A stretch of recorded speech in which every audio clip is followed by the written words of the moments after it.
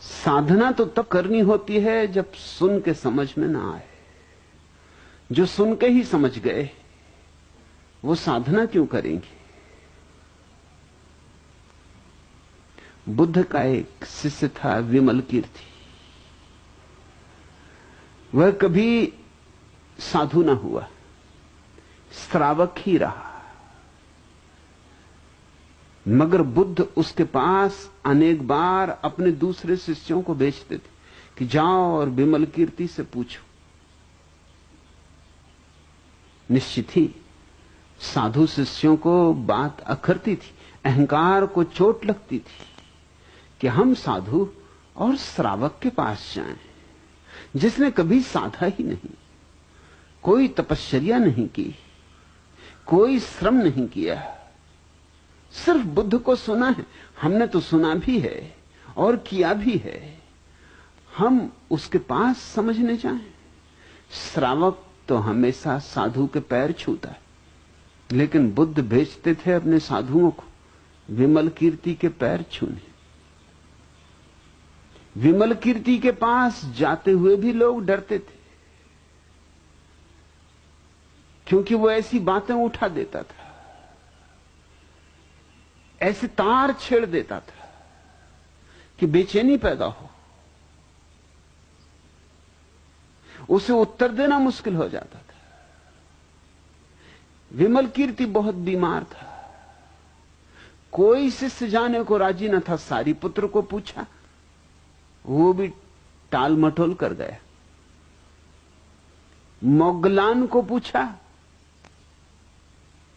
उसने कहा मुझे दूसरे काम है, मैं किन्हीं और कामों के लिए पहले ही आबद्ध हो चुका हूं।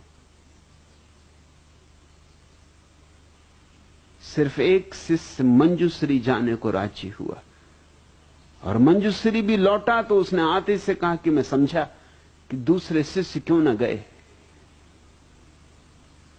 सर्दी के दिन थे, ठंडी ठंडी हवाएं थी, लेकिन मंजूश्री ने कहा मेरा पसीना छुड़ा दिया। यह आदमी क्या है, जैसे सिंह की दहाड़ हो। और मैंने कुछ ऐसी कठिन बात भी न पूछी थी, मैंने इतना ही पूछा था कि विमल कीर्ति स्वास्थ्य तो ठीक है ना, और बस। विमल कीर्ति एकदम उठ के बैठ गया और कहने लगा, स्वास्थ्य कभी खराब भी होता है? स्वास्थ्य का तो अर्थ ही होता है जो स्वयं में स्थित है। बीमारियां शरीर को हो सकती हैं, मुझे नहीं। अरे पागल, तुझे अभी यह भी पता नहीं, शरीर जन्मा है, जवान होगा, बूढ़ा होगा, मरेगा। मैं न जन्मा, न जवान हुआ, न बूढ़ा होऊंगा, न मरूंगा, मैं शाश्वत हूं। कैसी बातें पूछता है? बुद्ध के पास से आया और ऐसी मूढ़तापूर्ण बातें पूछता है। मैं तो सदा स्वस्थ हूं, मैं तो कभी स्वयं से रत्ती भर इधर उधर नहीं, मैं तो अपने भीतर केंद्रित हूं, मैंने तो अपना घर पा लिया। शरीर रहे कि जाए, तूने बात कैसी पूछी? अपने शब्द वापस ले।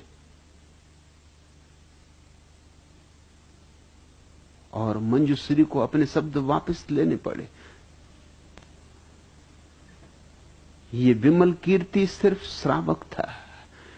मंजूश्री ने कहा कि अब आ ही गया हूं तो जाते जाते एक बात पूछता चलूं। हम साधु हैं, हम साधना करते, ध्यान करते, योग करते, आप केवल श्रावक हैं। आपने सिर्फ बुद्ध को सुना है और कभी कुछ किया नहीं। और ये बात क्या है कि साधुओं को और श्रावक के पास समझने के लिए भेजा जाता है, और आपसे वो कभी नहीं कहते कि किसी साधु के पास समझने जाओ। विमल कीर्ति ने कहा, साधु नंबर 2 पर आते, जो सुन के ही समझ गया। वो श्रावक जो सुन के न समझा, जिसकी बुद्धि प्रगाढ़ नहीं, जिसकी बुद्धि थोड़ी मंदी है, सुन के न समझा, उसको करने के लिए कहा जाता है। विमल कीर्ति ने कहा, तुझे तो याद होगा कि बुद्ध हमेशा कहते हैं कि 4 तरह के घोड़े होते। एक घोड़ा कि मारे मारे नहीं चलता, जितना मारो बस उतना ही थोड़ा बहुत चलता है। दूसरा घोड़ा जिसको चोट पड़ी कि चलता है, फिर रुकता नहीं। तीसरा घोड़ा जिसे मारना भी नहीं पड़ता, सिर्फ कोड़े को आवाज करनी पड़ती, कोड़े की चटकार काफी। और चौथे घोड़े वे अद्भुत घोड़े होते हैं जिनको कोड़े की चोट भी आवश्यक नहीं, कोड़े की चटकार भी आवश्यक नहीं, कोड़े की छाया भर काफी। वे ही श्रेष्ठतम घोड़े। विमल कीर्ति ने कहा, मैं सुन के ही समझ गया, करने की बात ही न रही। सुनते सुनते ही बात पूरी हो गई। मगर ये सुनने का ढंग कुछ और होगा। सुन के जो शब्दों को पकड़ेगा पंडित हो जाएगा, सिद्धांतों को पकड़ेगा तो सूचनाओं का संग्रह हो जाएगा। लेकिन सुन के जो शून्य को पकड़ेगा, सुनते सुनते जैसे कोई संगीत सुनते सुनते शांत हो जाए, ऐसे जो शांत हो जाएगा वही समझ पाएगा। हमारे पास 2 ही उपाय हैं और सत्संग में दोनों बातें घटती। गुरु को सुनना भी है और गुरु को देखना भी है। जिसने ठीक से सुना वो गुरु के शब्दों को नहीं पकड़ता, शब्दों के भीतर पड़े हुए सार को पी लेता है और शब्दों को छोड़ देता है। जिसने गुरु को ठीक से देखा वो उसकी देह को नहीं पकड़ लेता। देह माना कि बहुत प्यारी है और शब्द भी गुरु के बहुत प्यारे, लेकिन देह के भीतर जो छिपा है अदृश्य अदेही, उससे संबंध जोड़ लेता है। यह संबंध न आंख का है न कान का है। ऐसे संबंध का नाम ही सत्संग है। बुल्ले साहब ठीक कहते हैं, बन अखी 2 चीजों को बंद कर, अते कन्न दोवें, बस 2, और 2 दुई के भी प्रतीक, द्वैत के भी प्रतीक। और जहां द्वैत है वहां विचार है, क्योंकि जहां द्वैत है वहां संघर्ष है। जहां दुई है वहां सवाल है, यह ठीक वह ठीक।